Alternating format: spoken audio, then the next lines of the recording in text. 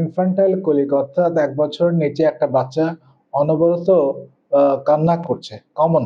So in otherwise healthy child, অর্থাৎ এই definition meet করতে গেলে আপনাকে নিশ্চিত হতে হবে বাচ্চার গলায় ইনফেকশন নাই, চেস্ট ইনফেকশন নাই, এবং টামিতে ডায়রিয়া বা কোনো অসুখ নেই, এটা নিশ্চিত হতে হবে। এবং এটা হতে গেলে কি হয়, যে 3 ঘন্টা ধরে কাঁদছে সপ্তাহে 3 দিন, এবং 3 সপ্তাহ এভাবে হয়েছে, সেটাকে বলছে ইনফ্যান্টাইল কলিক। সাধারণত লেট ইভিনিং এ হয়, না রাতে হয়, এবং বাচ্চা পাগুলোকে গুটিয়ে ফেলে, এবং নি জয়েন্টে যেমন ব্যথা হচ্ছে সেরকম করে পাটা নি জয়েন্টে ফ্লেক্স করে বসে, এবং এবং ফিস্ট হাতগুলিকে অনেক সময় ক্লেনচিং হতে পারে, এবং দেখতে অনেকটা ফ্লাশড হয়, রেড টাইপের একটুখানি ফেসটা হতে পারে। সো এগুলো কেন হয়? কোনো অসুখ নাই, কিন্তু একটা বাচ্চা অনবরত কাঁদছে, এটা কেন হয়?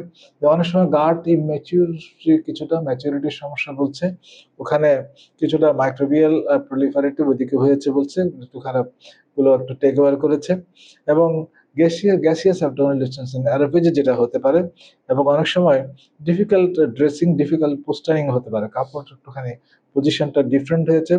ফুড সেন্সিটিভিটি, বিশেষ করে যারা ও কাউস মিল্ক খায় 6 মাসের পরে, তাদেরও এরকম একটু হতে পারে।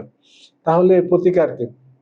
আপনি আগে অসুখ নয় নিশ্চিত হয়ে আসবেন, ফিজিক্যালি দেখে এবং করে এক্সামিন করে, তারপরে আপনি এটাকে একটু বার্পিং করতে পারেন। বার্পিং মানে হচ্ছে টামিটা আপনার মায়ের চেস্টের সাথে লাগিয়ে কিছুটা হালকা করে চাপ দিয়ে দিয়ে বাতাসটা বের করে দেওয়া, কিংবা এরকম করলে বাচ্চা দেখুন চুপ হয়ে থাকে।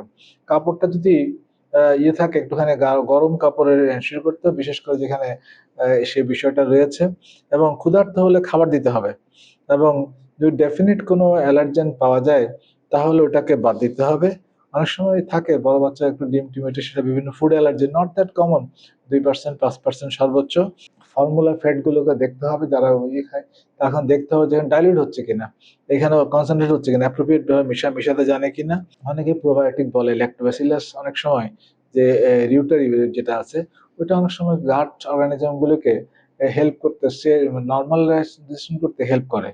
সো এগুলো করা যায়, এবং রেড ফ্ল্যাগ সাইন দেখে, অর্থাৎ যে বললাম ইনফেকশন গুলো নাই সেটা নিশ্চিত হয়ে আপনি শুধু ইনফ্যান্টাইল কলিক বলেন এবং ট্রিট করেন। অনেক সময় দেয় আর কি, ওই যে একটা ওষুধ বাজারে যেটা পাওয়া যায়, ওই গ্যাস বাবল গুলোকে একসাথে করে বলে যে আপনার সিমেথোকন প্রিপারেশন দেয়, এটা অনেক সময় ইউজফুল হতে পারে, 5 ফোঁটা করে 3 থেকে 4 বার, যে কয়দিন সমস্যা।